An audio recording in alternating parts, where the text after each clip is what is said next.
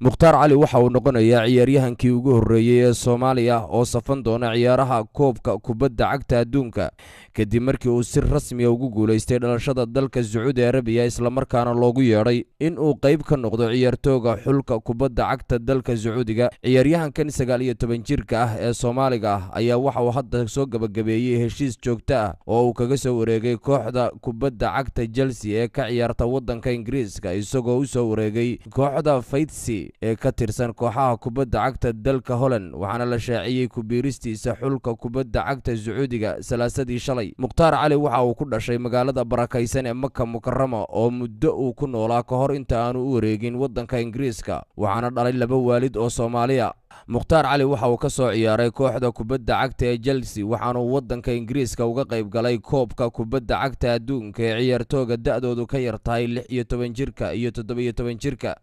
xulka kubadda cagta ee Sacuudigu waxa uu wali xajisanayaa kaalintiisa ciyaaraha koobka adduunka ee sanadka 2018 ee xagaaga soo socda lagu qaban doono dalka Ruushka. Koobka kubadda cagta adduunka ee sanadka 2018 ee Ruushku martigelin doono waxa uu noqonayaa markii ugu horeysay ee Sacuudigu uu ku soo laabanayo koobka adduunka kadib markii laga fadhiisiyay muddo 8 sano ah. Sacuudigu waxa uu hore u soo ciyaaray 4 xilli ciyaareed oo ah kuwa koobka adduunka oo ka soo bilaabmaya sanadkii ugu horreeyay ee Sacuudigu ku beeray koobka adduunka oo ahayd 1994 iyo 3 sano oo kale ah 1998 2002 iyo 2006 waxaana ciyaaryahankan Soomaaliga uu noqonayaa midkii ugu horreeyay ee gaadha heerka kubadda cagta ee koobka adduunka una safta xulka kubadda cagta ee Sacuudiga.